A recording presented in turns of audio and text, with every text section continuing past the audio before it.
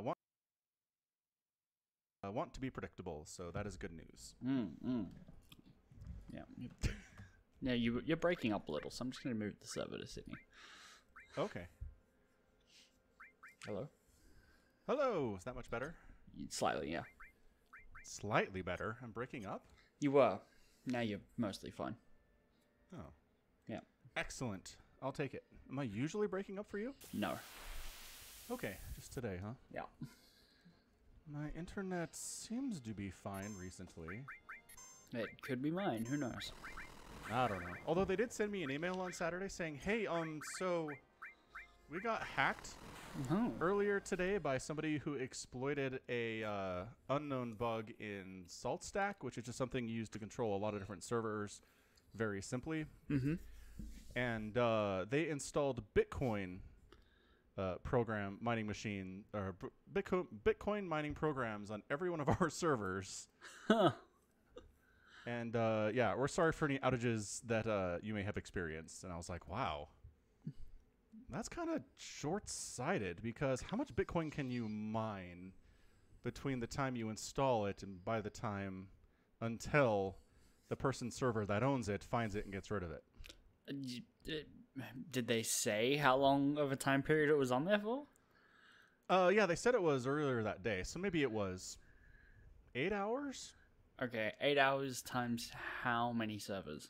I don't know. Let's take a stab in the dark and say like 35. 35. So Yeah. let's say you get, even like within the range of a tenth of a Bitcoin. Does that like how much is that? It's $8,000 per Bitcoin today. So that's I actually looked at that earlier. $800. Yeah. Is that, I mean, all that work and like going to prison if you get caught is worth $800? I mean, personally, no. Yeah. But I mean, I don't know. Like, this guy evidently seemed to think it was, or it might have been. He did. And my follow-up question to my own statement here is, what else do you do in that situation? Like, right? Yeah, I guess you maybe steal customer data and sell that to someone, or Crypto Locker. I forgot about Crypto Locker. Have we talked about that? No. So this is a thing that's been happening for a few years now. Basically, they hack into your system and then encrypt everything. Oh, okay.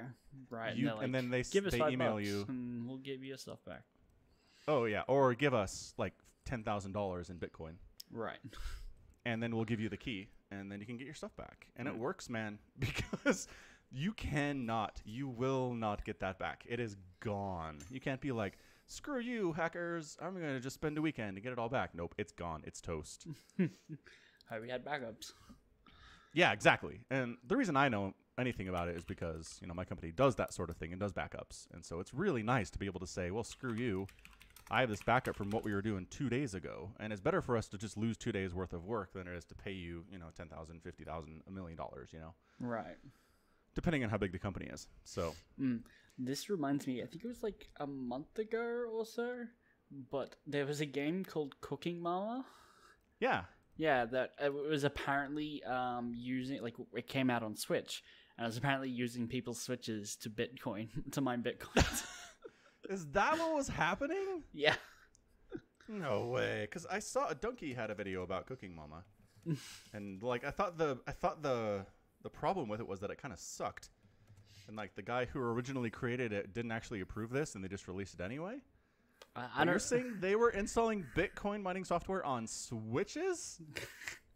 I don't know if it's true or not. I'm looking through. I'm seeing tweets from people saying like it's completely unfabricated. Yeah. Wait, fabricated or unfabricated? Unfabricated. Oh, because like if I just search Cooking Mama at all, like one of the first things that comes up is just this. The title failed to meet the standards its customers expect and deserve. Blah blah blah. Right. So just quality problems with it. Mm-hmm. I'm gonna search Bitcoin.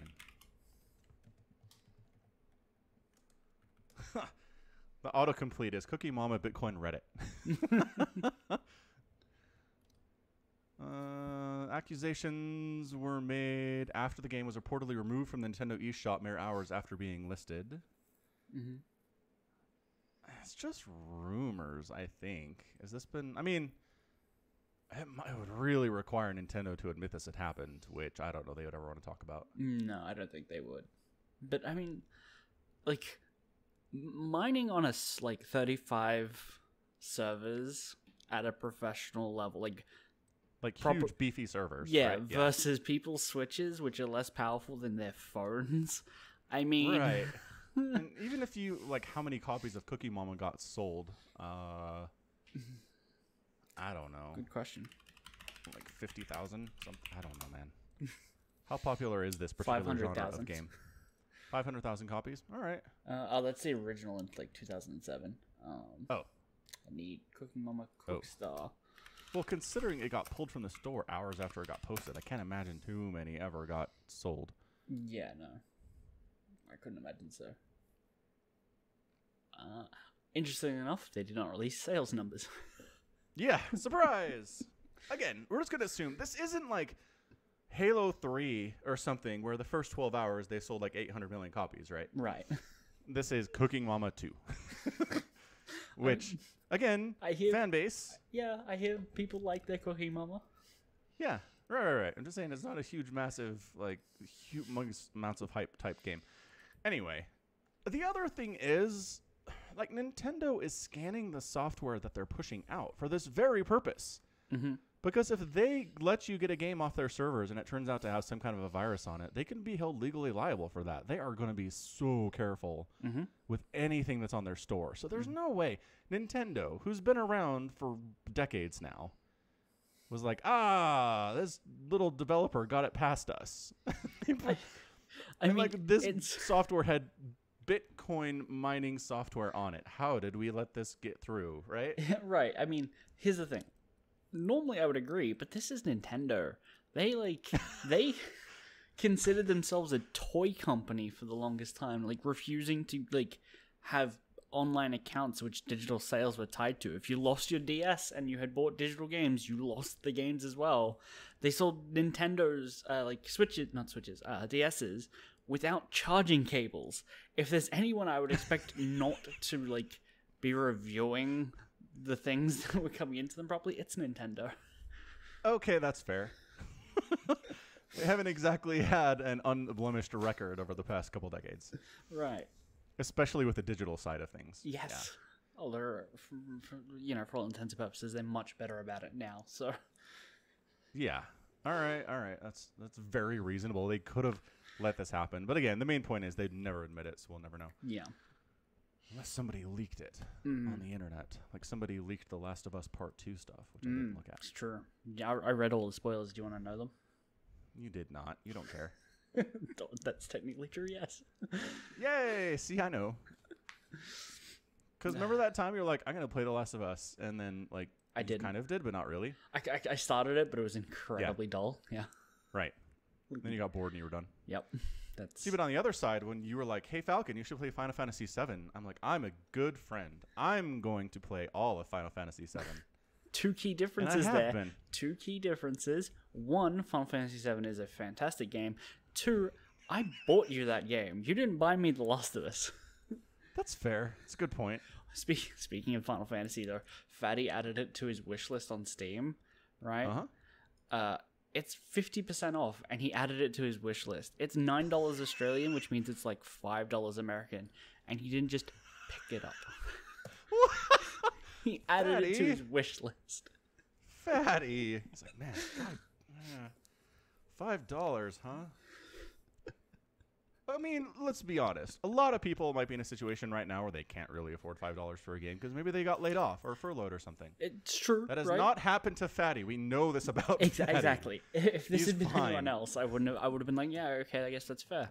I mean, I canceled my Netflix subscription, not because I don't have the money for it. It's just nothing I want, but saving money is nice. Exactly. Final Fantasy VII on the Steam store is $5.99. Yeah. Fatty added it to his wish list. What the? There's a Final Fantasy VII Oh, that's 8. That was like Final Fantasy VII Remastered. What is that? No, 8 Remastered. There's an extra line in there, Falcon. Be observant. Yes. They remastered 8? Sort of. It's like an up-res. It's just like, hey, it runs on modern systems and it'll format to 1080. Ah, Yeah. okay. Yeah. There's a guy in a cowboy hat in this screenshot for Final Fantasy 8. Mm-hmm. It's true. So I was listening to the podcast from last week, and we were talking about Final Fantasy 7. Uh-huh. Or Final Fantasy in general, and I was like... 2 weeks ago. Yes, sorry, 2 weeks ago. Yeah. Time is a flat circle. And I was like, oh, so the remake is just more convoluted and more complicated for 7, and they're just making it like the rest of these later era Final Fantasy games. Like, assuming that Final Fantasy 7 didn't have a crazy convoluted and complicated storyline. And you're like, yep, that's what happened. And I was like, yes, makes perfect sense. And as I've been playing, I'm like, nope. Final Fantasy 7 started this whole thing. The reason any Final Fantasy game has a crazy convoluted and hard to follow plot is because 7 had it and was stupidly successful. And Square Enix said, the people want to be confused. We can do that. Right. Well, there's a difference between, like, this is convoluted, but you can still follow what's going on. They just don't give you everything so that, it feels consistent once you get the reveals later, right? That you can go back and be like... take your word on it. Right, yeah, you'll have to. The difference in confusing that later, like, more recent Square Enix is that they'll spend 4 hours in a Kingdom Hearts game explaining the metaphysical aspects of things, which people just don't want, right? That's too tedious. Yeah. And it's all bullshit anyway, because, obviously it's not real. Right. Right. But, like, okay, so you're playing Final Fantasy VII, and it's convoluted, and it's going places. Imagine now adding a layer to that from the beginning. Right, from Midgar. It seems like a bad idea. I don't know. I don't support this concept. That's all. Yeah. Having now seen a lot of the ending, I can say I don't hate the idea of what they're doing, but I wish they didn't do it. Wait, you've seen the ending? Yeah. I've seen for the remake. Like part whatever is going to be the ending? The ending? No, I've seen the ending of part 1. Oh, okay, you got there. Yeah. So, did you get your controller? No. It's been delayed. I'm mad. So how did you finish it exactly? I watched videos on YouTube. Oh, man. Yes. That would bother me immensely. It does bother me immensely. I don't want to talk about it. Okay, good. But anyway, point is, you've seen what they've done with it, and you don't hate it. I don't hate what it is, but I wish they didn't do it, because in 10 years' time, I'm still going to be there asking, when are we getting a Final Fantasy VII remake that's, like, true to the original, just the original? Because this isn't it. Well, but that'd be a remaster, right? A remake implies they're changing stuff.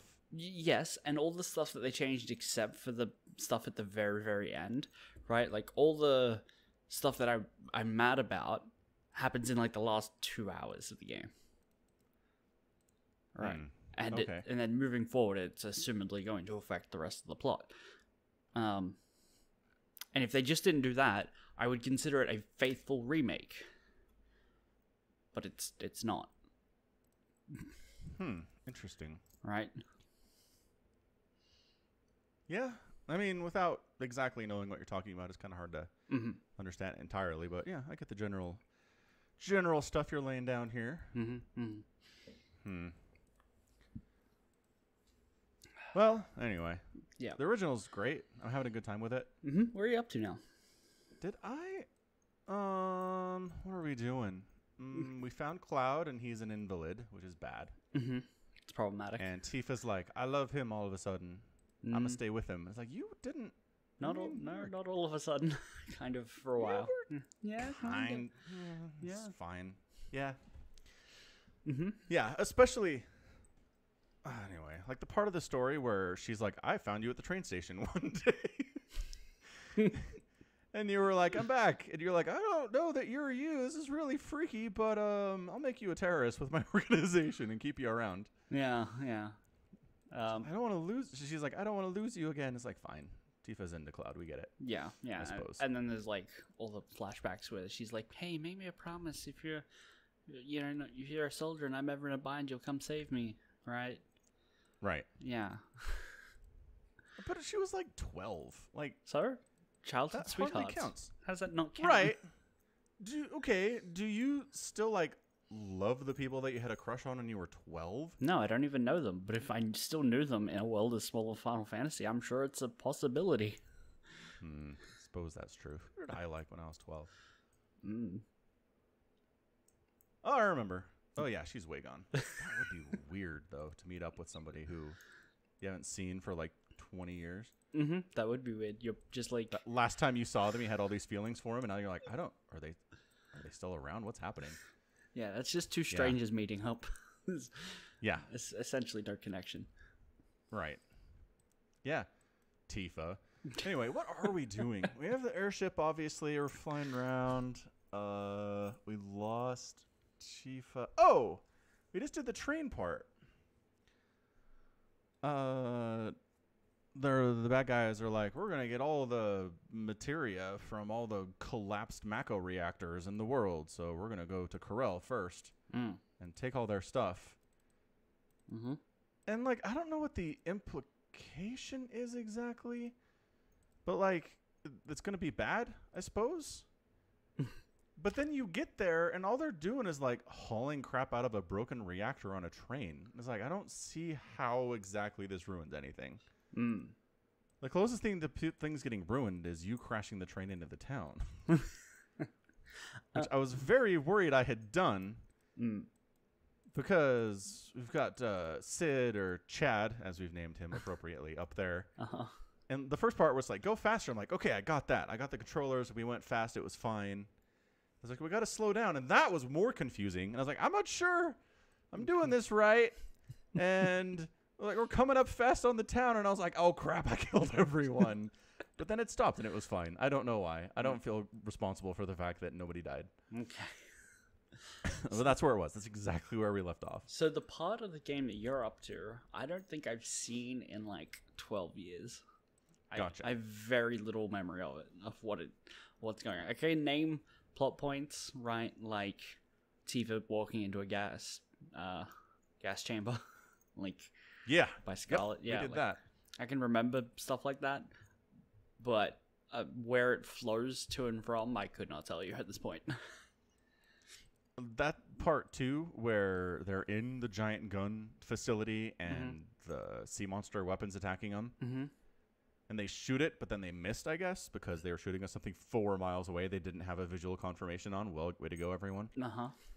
And then it's coming at them, and they're like, oh, no, it's going to kill all of us. And it lasers part of the thing. And you're like, it's going to kill everybody. And then the gun just blows its head off.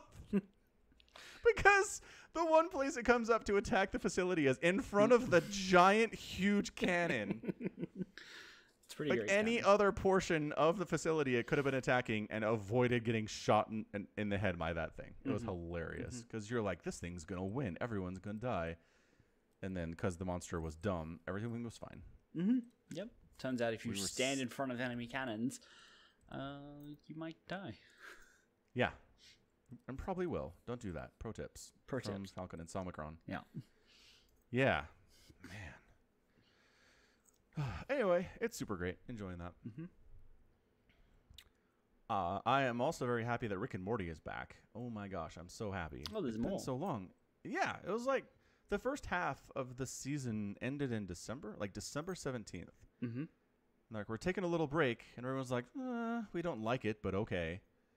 And then January happened, and there was no new episodes. And February happened, and there was no new episodes. And we were like, so break implies, I don't know, maybe a month or two at the most. Yeah, May 3rd. May 3rd. They're like, here you go. Here's more Rick and Morty. Aren't you so happy? And I was, but like, come on. And it's a different thing between, I understand that sometimes creators need breaks to recharge their creative batteries. I get that. I get the concept that you can't necessarily expect someone to stay on a schedule with their creative process and keep the quality that you expect from them when they're on your schedule. Right. So if this had been, we just need a year or two to recharge our batteries, we'll come back with more episodes and they'll be great. Fine, 2 thumbs up. But they'd already done this stuff. This was like, they had 4 or 5 episodes just sitting in a cooler since December. And then they decided to release them several months later. I don't understand. I mean, maybe my information is wrong, and maybe they were just making these 4 episodes in the last few months, and they didn't have anything. Maybe they are taking like a year break to recharge their schedule, and they decided to separate these 4 episodes and release them later. That way you only have to wait 6 months for more episodes instead of 12. I guess, but I mean, it's on a yearly schedule anyway. Like, you know what I mean?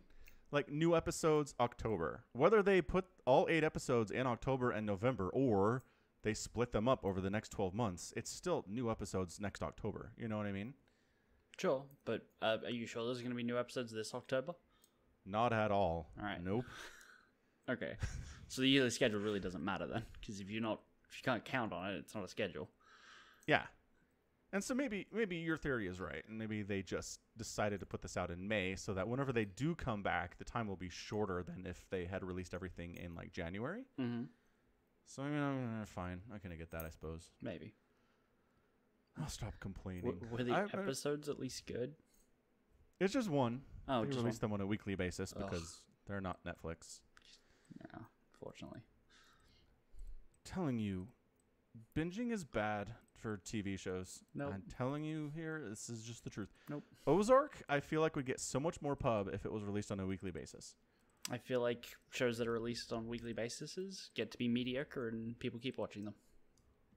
Well, yeah. Sure. You ever seen like America's Next Idol or whatever be released in a binge format? Doesn't happen because it's terrible. But weekly format, everyone tunes in every week.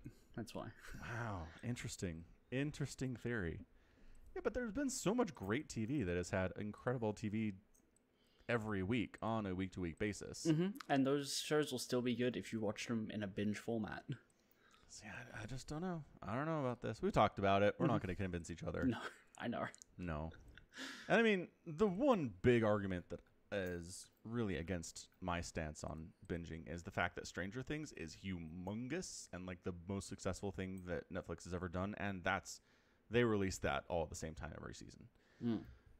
And they did since season 1. So I'm sure they look at it and go, well, I mean, it can't hurt because we do it with Stranger Things and it's like the most popular thing we ever put out. Right.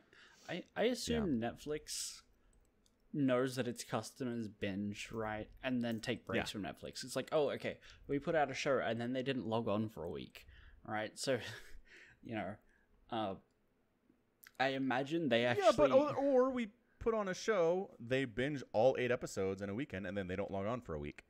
Like, it's the same thing. No. I'm saying I think they like that, right? Because then they can, like, customers forget that they've got accounts, and it's like, oh, I didn't log on for 1 week, and then I binge watched another thing, and I didn't log on. And, they just stay around, even if they're not using the service, because that's the ideal customer, someone who's subbed, paying money, but is only using the service for 1 day a week. Yeah. Oh, totally. Yeah. And so that's me. Well, sometimes. Anyway. Well, like if I'm watching Narcos or something, then I'll watch 2 or 3 episodes a night for a week or two, Fair so I'm coming back every day. Anyway. Anywho. Actually, am I in a position where I can cancel HBO now because Westworld finished up? Maybe. No. I think I am. You need to keep HBO because I'll have the Friends reunion. Is that on HBO? Yes. I didn't even know it was on HBO. Huh. I think we've talked about this before. I'm sure we have. Probably. But I don't care about Friends, so... Right, but I need someone who has a HBO account to stream it to me. Right. Think that's going to work in different continents? You can screen capture and just put it on Discord, right? I mean, I haven't read Discord's terms of service all that closely, but I don't know about that. Yeah, probably not. Probably not. Probably it was also it looks like it was delayed, judging by headlines. Oh. Yeah, that makes sense, because everything is delayed. Yeah. Yeah. Oh, well. Lol. Anyway, so Rick and Morty, great. I liked the first half of the season pretty much. I hated the episode with the dragons. It was by far the worst episode of the entire series, in my opinion. But the rest of them were good, and this one was fantastic. It was probably the most meta episode of TV I've ever seen.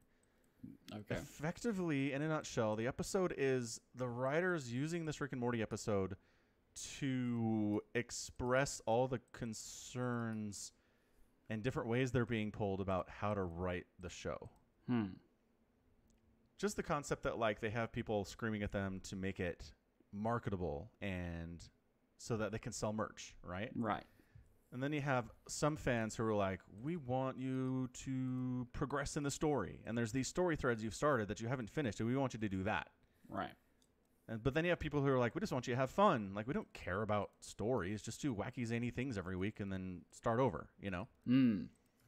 So that's what it was. That was them being like, this is hard. We're getting all these competing voices in our heads, and we're going to put it in this episode. And it's going to be hilarious, and it's going to be Rick and Morty, and it's going to be really good. But at the same time, here's what we're feeling. Okay. And I loved it. I kind of wish they'd stop stressing about it so much, because this is not the only time they've done this. Dan Harmon's given interviews where he's talked about this.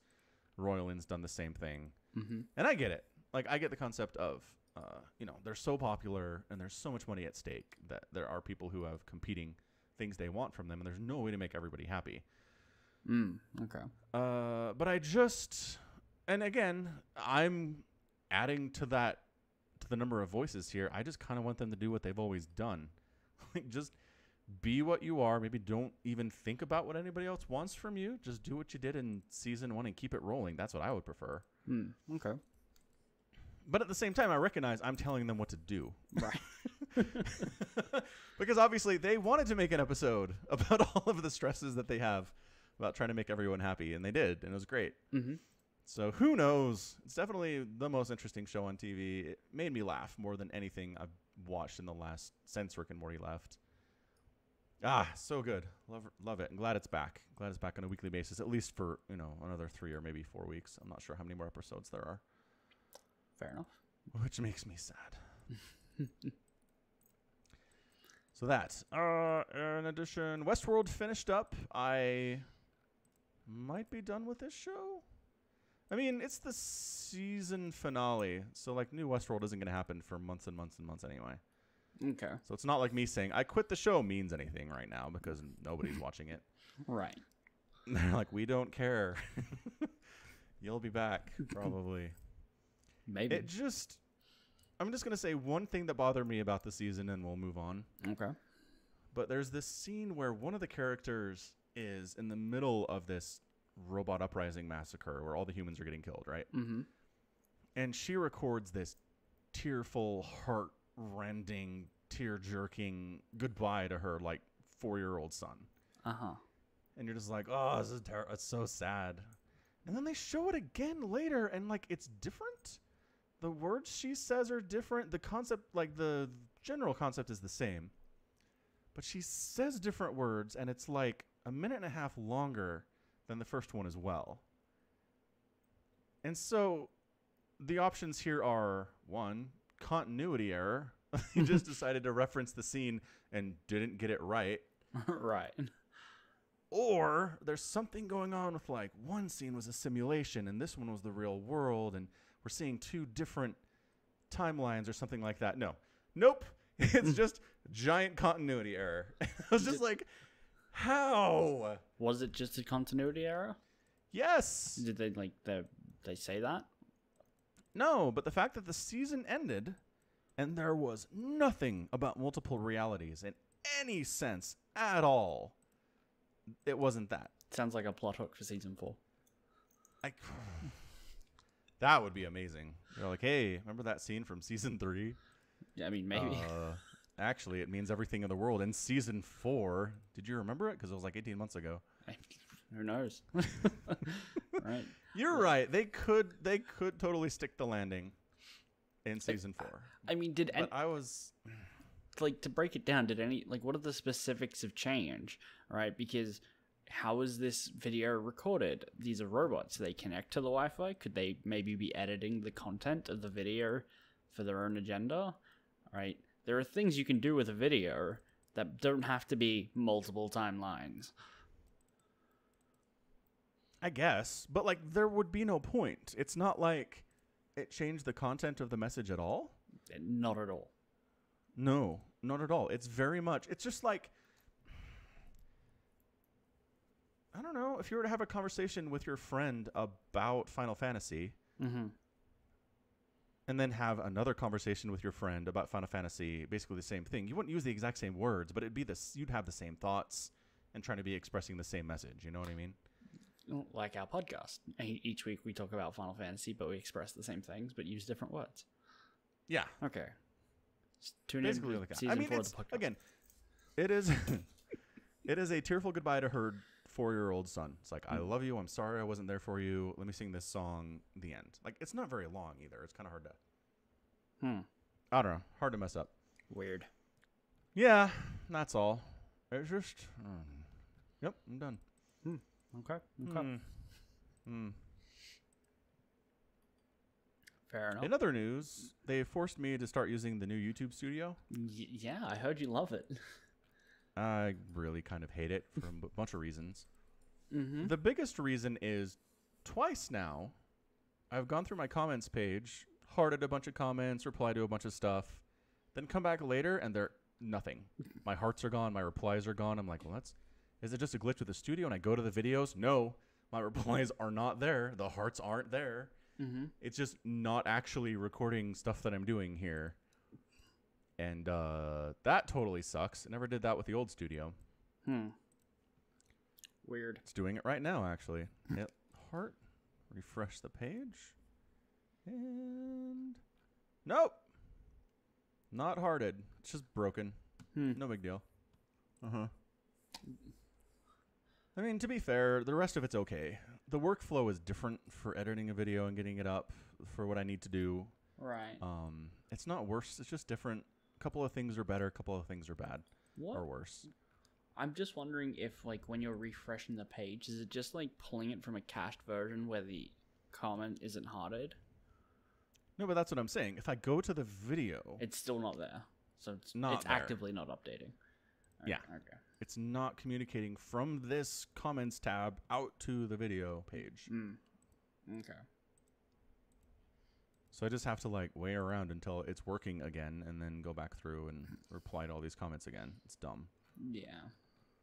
Trying to make my fan base feel loved. Can't do it. Actually, I wonder if I went right to the video and just replied there, if that would work. I bet that would work. I imagine that would work. Here, let me try that real quick. I mean, it's not as convenient, but if it works, hey. Yeah.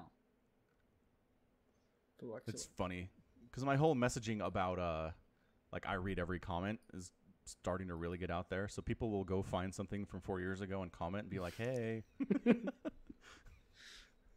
like, look, guys.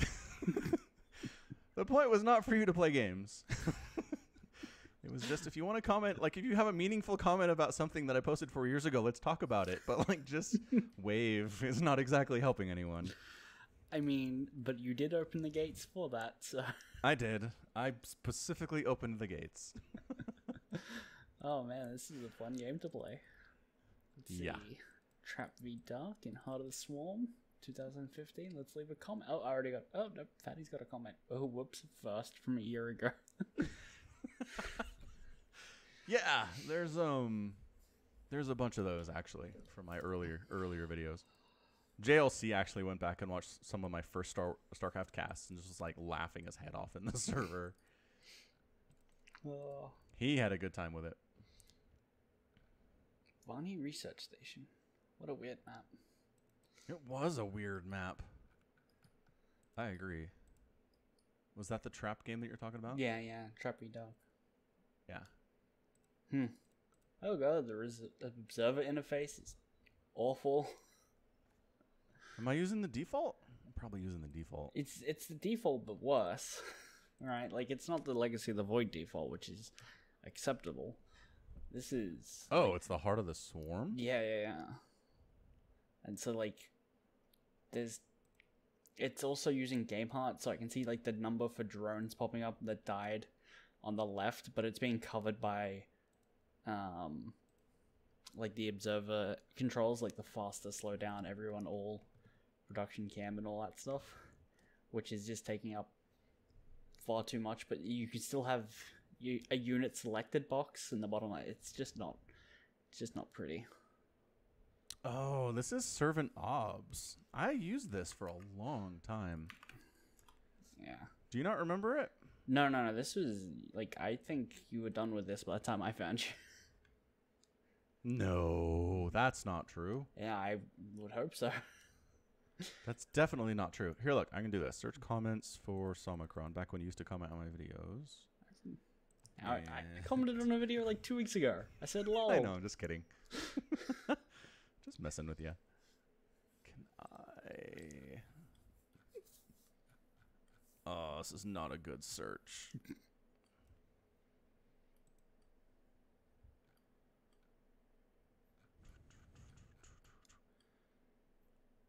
So 1 year ago...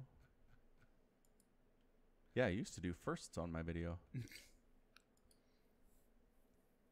Too old for that. See, yeah. Okay. Too grown up now. Like I moved forward, to Legacy of the Void, still 2015.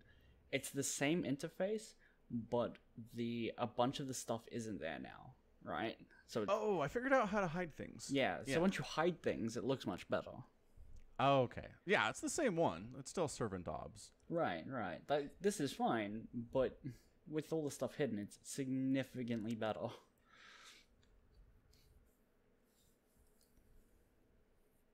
Yes, fair enough. One of your comments I'm reading here is, where are you hiding the cameras? How do you see me? I'm sure. I don't know what that's talking about. I'm sure there was a reason. Yeah. What game was that? The thumbnail says must watch mirror on it.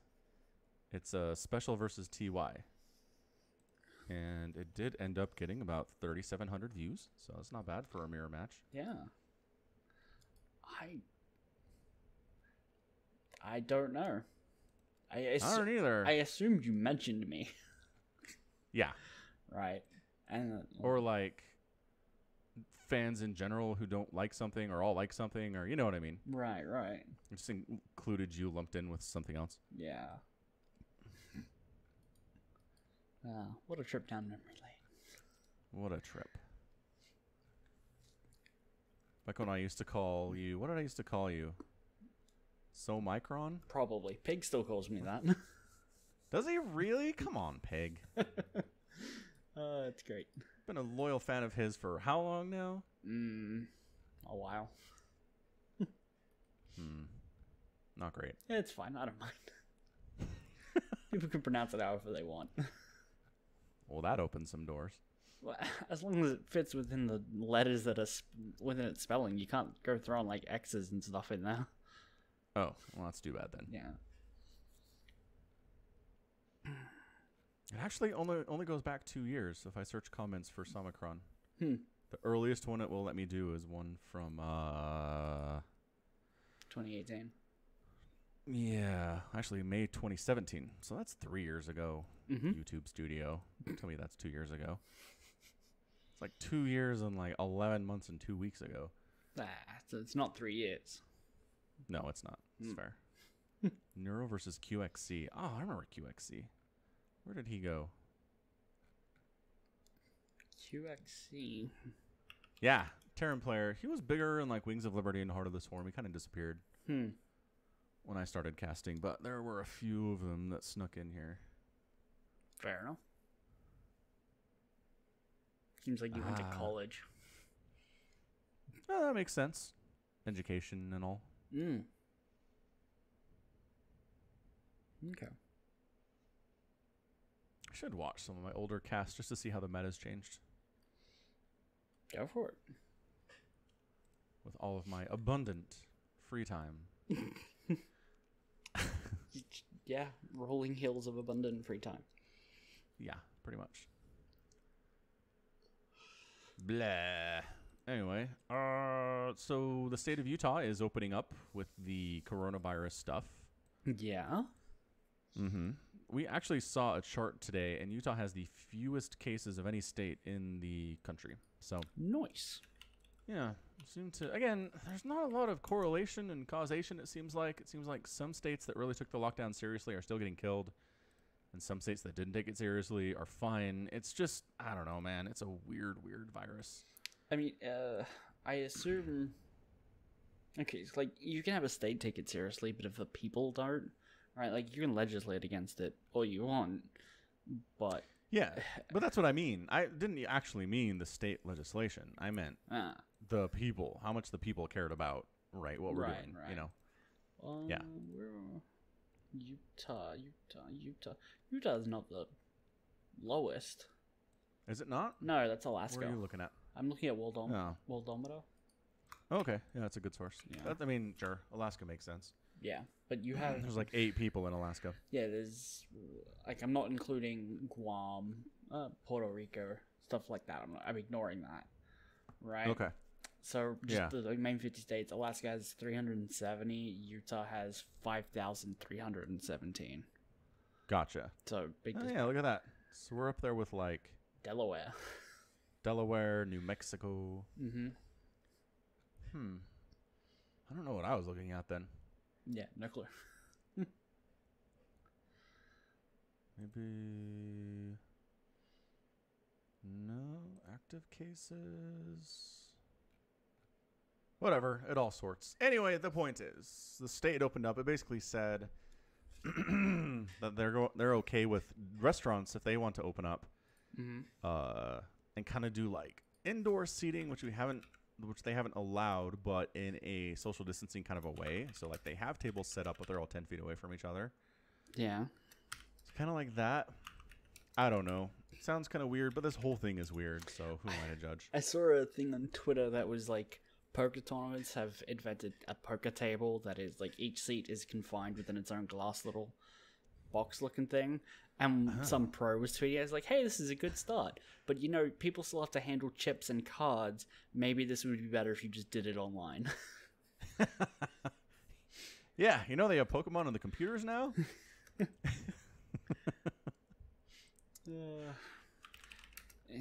hold on, I'm looking for something now. So there was a guy, Rudy Gobert. Yeah, Rudy Gobert, Utah Jazz player. Yeah, Utah Jazz player, who in an interview touched all the mics and things and that people had to set up, and then 30 hours later was tested positive, and then I had the NBA shut down. That's all I think of when I think of Utah and coronavirus. That's entirely fair. Yeah. So well done. Yeah, he was like the first big celebrity to get diagnosed with it. And then Tom Hanks, I think, was later the same day. And then everything went crazy from there. Because before that point, it was like, all right, this stuff's happening in China, and Italy's maybe having some trouble. But it wasn't really until Gobert first, and then Hanks tested positive publicly that it was like, all right, we're shutting stuff down. Fair enough. Yep. Where is Australia? Okay, so Utah has a little less than Australia does in total. Dang. Yeah. Whole country? Yeah, the whole country's only got 6,825, of which 5,859 have recovered. Right. So we've recovered more than you've had. Of course, the other problem is we're not testing everyone. No, neither are we, but we've opened up testing. Yeah. So but that's what I mean. Yeah. The whole world. We're not testing everybody. So, like, I would like to see a tests performed versus test positive ratio. Does Worldometer have that? I don't think so. Okay.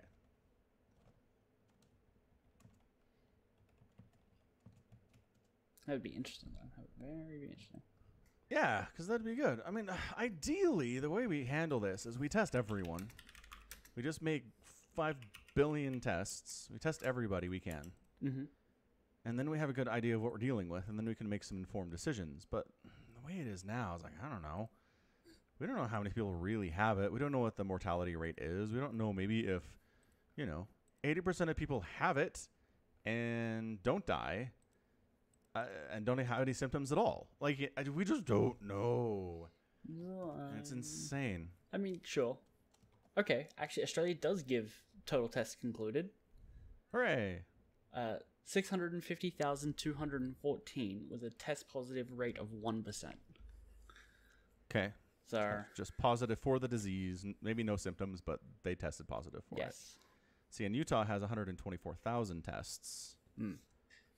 Tests performed. And so tests per 1 million population. Oh, okay. So we can do that. Tests per 1 million population is 40,000. So 40,000 out of 1 million. That's what, 4%? Yeah. So for every 1 million people in the state, we've tested 40,000 of them. Doesn't seem like enough. It's a ratio. Nope, sure doesn't. But hey, any numbers are better than no numbers, I guess. I suppose. Look on the bright side. Yeah. Mm. So that's the trick, right? I mean, we just don't know what's going to happen because we don't have the numbers, we don't have the data available, and this could go on for a while. This could go on for not a very long time comparatively, and I just don't know what to expect. At this point, I just expect to work from home for the forever. And then if they want me to come back in the office, we'll talk about it then. Because who knows? Who can see the future? No. Nobody wants to go back to the office. Guaranteed. I mean, the extroverts do. The extroverts are like, please give me the social interactions I get at the office every day. I hate being home alone. Yeah, well, that's their problem. Yes. They should learn to stay at home and relax a little bit more. Obviously, relax for them is not staying at home, but correct. Like, I am aware, I would just rather these people weren't. Yep. People are different. Who knew? Really? Who knew? Yeah. Indeed. Back to StarCraft. We have Group Stage 2 for GSL. Hooray! Yeah. Just throw that link into chat. Thank you. Boop. And it is Group 2. All 4 groups are done. Yes. Man. It's getting rougher, which is the whole idea. Yep. So I'll go over Group A. We have Dark, Tasia, who's playing really well recently. Scarlet, and Deer. Yeah. We got Group B, TY, Solar, Stats, and Cure. Group C is Trap, Bunny, Parting, and Sue. Interesting to see. Yeah. Parting get through. Group D, Mara, Ragnarok, Inno, and Zest. That's brutal. That might be our group. I think that's Group D, Group of Death. Yeah, I think it is. Yeah. Sorry, Ragnarok. We like you, man, but that is not happening. Yeah, no. That'll be like upset of the year. Yeah. Whew. So Group A, who do you think's getting out? So real quick, Parting, right? Yeah. You said I'm surprised he got through. Yeah. I had forgotten. Like, he has some decent premier wins on his resume. Oh yeah, he was like a world champion in 2012. Yeah, that was exactly. But that was 8 years ago, and now he's the no fuck you, no GG that guy. Like, he's that guy now. It's true. It's very fair and true. Yeah, back when they called it the Battle.net World Championship. Yeah. In Shanghai. Mm-hmm. Who did he beat? Fortitude Creator. Oh, it was Protoss era. Mm-hmm. The final 4 were Parting, Sen, Rain, and Creator. Really? That's interesting. 3 Protoss and a Taiwanese Zerg. That's very interesting. Are there... Because Creator was in his group for the last round of TSL. Yeah. Yeah. Are there serious... What is this? Hmm? Where are all the Koreans? Like, okay. So it's Parting, Curious, Hero, Rain, and Creator. There are 5 Koreans in the round of 16 for this. 5. How? What happened in 2012? I don't know. Was there like some version of the coronavirus that hit the country and everybody had to stay home? I don't know. Except for these 5 people? No, seriously. Like, was the world better back then? No. A freaking an American Zerg player took part to 5 games in a best of 5 in the quarterfinals. What's Suppy doing now? Right? Nothing, apparently. A Spanish Zerg player took Creator to 5 games in the quarterfinals. What? Maybe this was before Koreans were good. No, because maybe StarCraft 2? Because they've been owning Brood War since all time. But like maybe, I don't know, maybe there was a transitional stage where StarCraft 2, the Koreans weren't playing it yet, and so the rest of the world was like, we'll do this. Let's play StarCraft 2.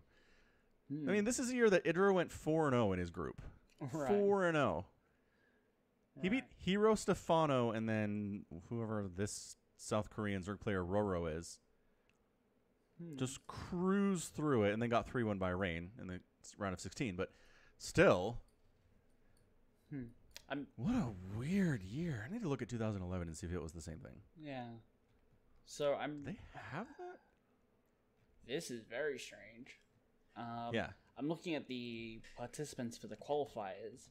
There were no Korean Terrans who participated in the qualifiers. Not that none of them qualified.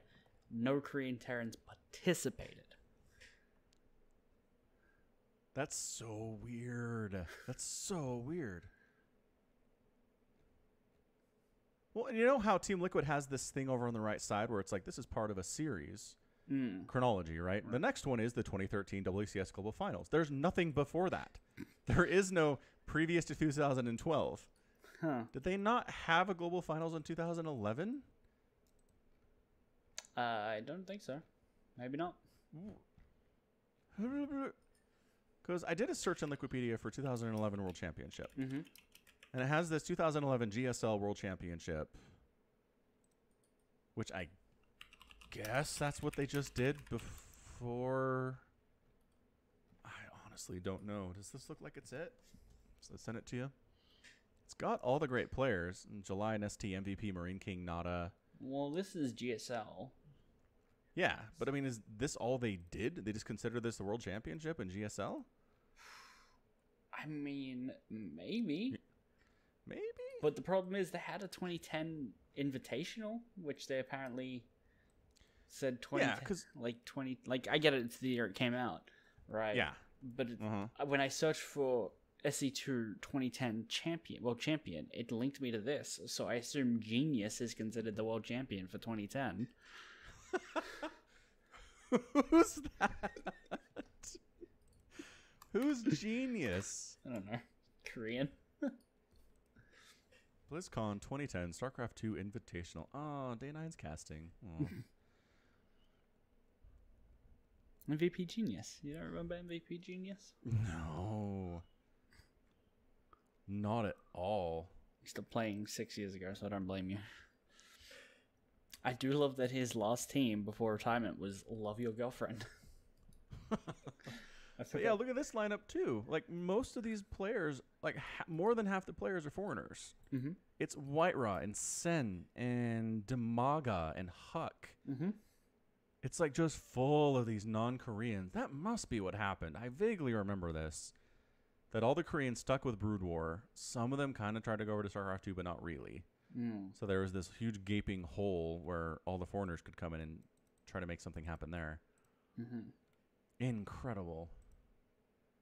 If you're listening to this and you know what the 2011 StarCraft Championship was, please let me know. Because I can't. Oh, hang on. There's a BlizzCon. Oh, there's a BlizzCon 2011 StarCraft 2 Invitational. Oh, okay. So Wikipedia is really screwed up here because on this page it shows chronology, BlizzCon 2010, great. And the next thing is WCS 2013 Global Finals. So, like, 2012 didn't happen according to Wikipedia unless you go to the very specific page. Interesting. That's so weird. I think the right way to do this is to go back to BlizzCon footage from last year, or the year before maybe, and see whose names they had on the banners that they hang in the lobby, in like the halls. Yeah. And then match just the tournament from that. Yeah. That's a good and idea. I think Parting is on one of those at the very least, the 2012 one. Like, okay. Yeah. The one that they are disavowing on Wikipedia. Yeah. Someone's got to fix this. Yeah, because for this 2011 StarCraft 2 Invitational, there's no bracket. Mm-hmm. They're just like, here's everyone who played and Nestea won.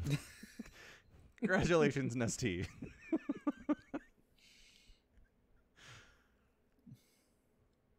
Okay. So this says it was planned to be a StarCraft 2 Invitational tournament hosted by Blizzard for the top 8 players from the South Korean region. The winners would qualify for the 2011 StarCraft 2 BattleNet Invitational at BlizzCon. However, due to the prevalence of the GSL for Korean players, it was decided that top players, based on GSL points, would be invited, since holding a separate tournament to determine the best Korean would be redundant. Okay, so they did send the best Koreans, but it's still, I mean, out of the 2, 4, 6, 8, 10, 12, 16, 18 players, again, 18 players were involved for some reason. I mean, how many of these are Korean? 1, 2. MVP and Nestea. Oh, let's select 3. 3 of them are Korean. And Nestea and MVP met in the finals. Did they only... Oh, this is by region. They did world champions by region? Check this out. Yeah, click on this 2011 StarCraft Invitational. They have 2 players from North America, 2 from Europe, 2 from Korea, 2 from Taiwan, 2 from Southeast Asia, 2 from Latin America, 2 from China, and 2 from Eastern Europe. That's what they did. Those are the qualified players. Yeah, but only 2 from each country? Come on. Yeah, that's stupid. You're telling me that, like, Tudming over here qualified over any number of Koreans in 2011? No, that didn't happen.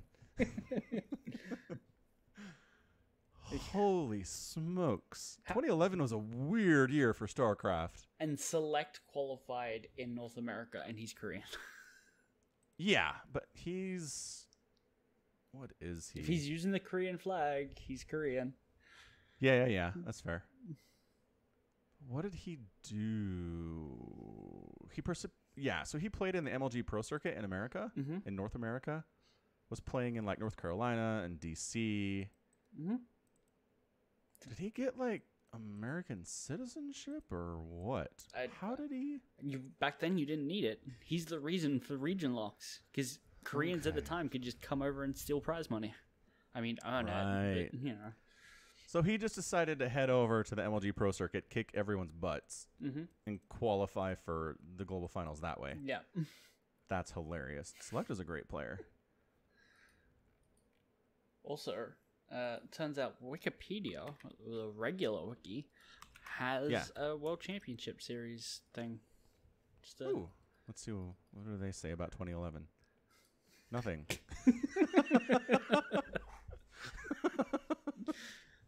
2012 is the start of it all.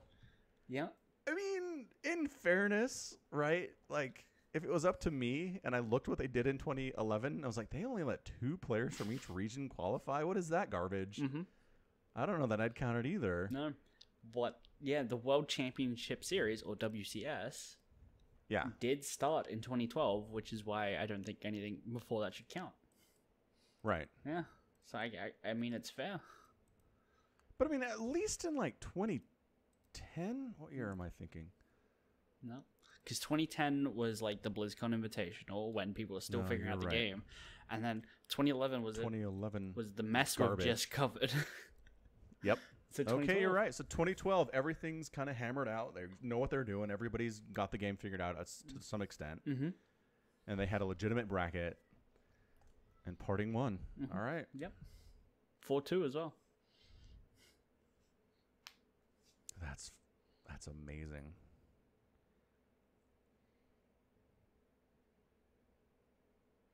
You know, I gotta say, it's pretty balanced race-wise.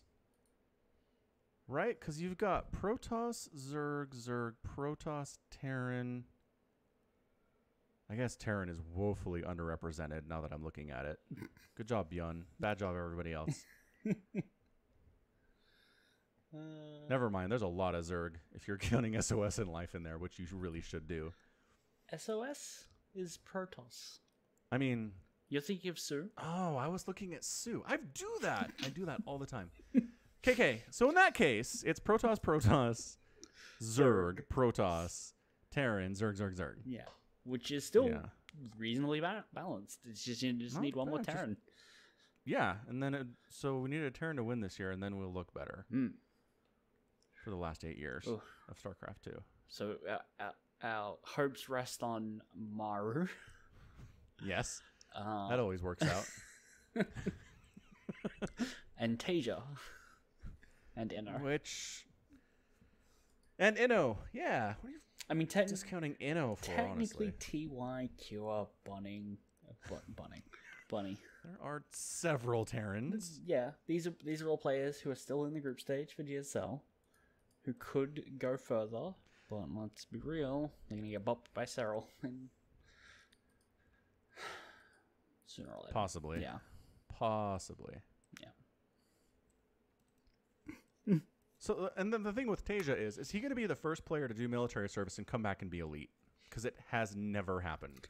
You know, I was thinking about that. Who was it? It's Deer. Deer has already done his military service.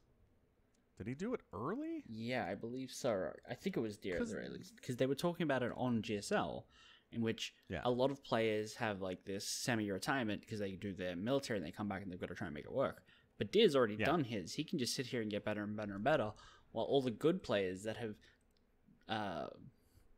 delayed it are now going to have to leave. Yeah. Soon. It's got to be so much easier just to do it when you're like 18 or whatever. Get it out of the way and then just spend the next, 10 years straight playing StarCraft. And so as opposed to, playing 5 years, getting really good, and then having to spend time away from it. Right. Yeah. So, so I'm not sure that Deer counts. Also, like, he's fine, but I mean, has Deer even made it to a final of anything yet? I don't know. Doubt it. He won a GSL back in 2013. 7 years ago. Yeah, but since then, no. He's got some 4th place finishes and some Codes and a 3rd place, and yeah, he's really good, but not like elite. I mean, here's the thing: look at his group. There's Dark, Tasia, Scarlet, and him. Right. Yeah. So it's doable. Yeah, absolutely. Dark gets through easy, right? So in the previous group, he 2-0'd Armani and 2-0'd Armani again. So. I don't know, man. Like, I like Armani, but he's a very young Zerg player, and I'm not convinced he's great yet. No, it's true. I'm a little with that. But I mean, he could beat Scarlet quite easy. Sure could. Yeah. Especially because Scarlet seems to not be taking anything seriously in the last 4 years. She won Pyongyang. What are you on about? 2 years. There we go. Sorry. Tasia, I'm gonna watch very closely. Same. Because he was a name before he left. And he could do it, I believe. He could do it, I believe. He could be the one. Or at least before Bjorn does. Because all the stories of Bjorn getting like 8,000 ladder points are all over the place. It's true. Bjorn's coming back. He's coming back with a vengeance. Yep. Yeah. He's gonna. And then we'll all say, why are we worried about Terran? Just everybody sucked. Nobody was playing right until Bjorn came back. We're either going to be having that conversation, Bjorn's back. He microed really sick for 3 games and then blew his wrists out again. That'll be the conversation. Just too demanding on the human body to play Terran the right way. To play it? Yeah, it is. Yep. Yeah. That's got to be it. Maybe it is. Yep. All right, so we can do bets real fast here because we are like overtime. No, we've got time. We'll do bets on the playoffs. Oh, okay, sounds good. Yeah. So non-bets. Who do we think is getting? Like, name 2 players that are getting out. Dark and Deer for Group A. Cool. Or did you mean in general, like across all of them? No, just across all of them. Oh, okay. 2 players, Maru and Dark. Okay. Yeah. Yeah, it's hard to pick against Dark, for sure.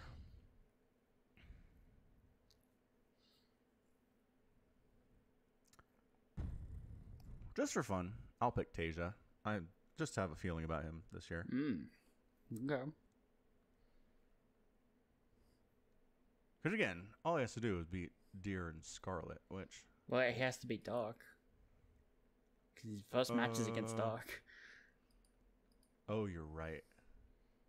But I mean, he could subsequently just go through the losers, right?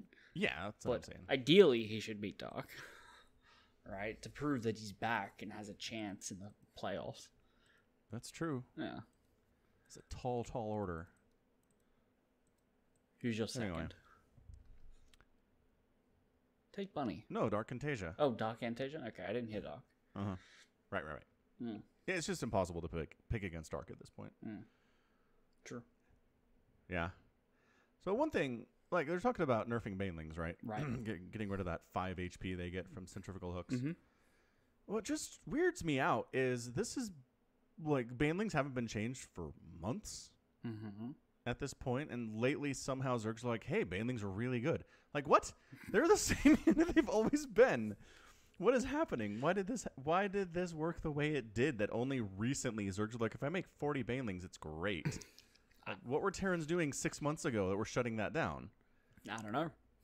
I don't either. I don't think anything. Tank heavier styles? Weird. Like, maybe. Right? Because you need at least 2 tanks to splash kill everything, right? Because they have that 5 HP. Are Terrans doing less tank heavy styles? Maybe. But, I mean... But then your effect... I don't know, man. Maybe they were making 4 tanks instead of 2 at the stage of the game the banelings showed up and they weren't as much of a problem. I don't know. The meta shifts in weird ways that aren't even dependent on balance changes. It's just people start doing things and they're good and other people copy it and then we end up where we are. Yeah. It's just strange. Because, like, you know, we talked about previously stuff that we've seen that is stupid overpowered and immediately gets nerfed the next time Blizzard has a chance to do anything about it.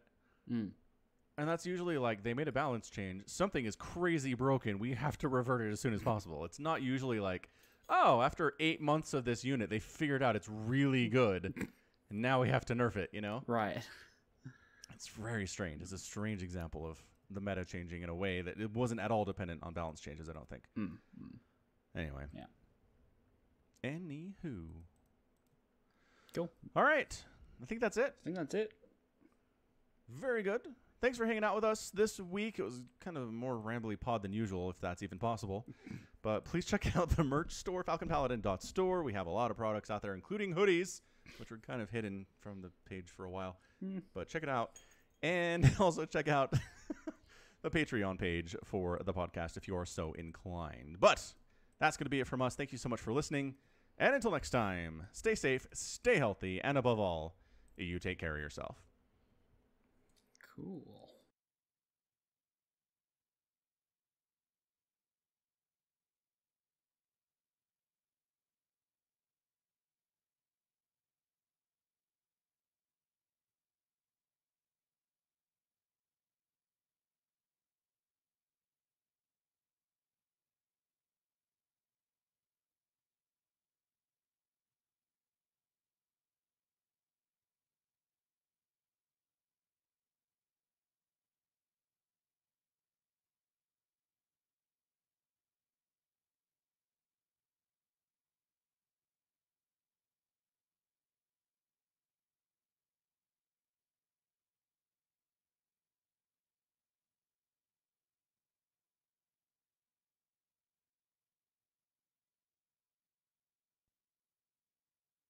Are you ready for some nerd power? It's the Falcon Paladin Hour, a podcast by Falcon Paladin and Somicron. Falcon hates puns and thinks that they're all wrong. One's American and one is an Aussie, talking about StarCraft 2 and the esports scene.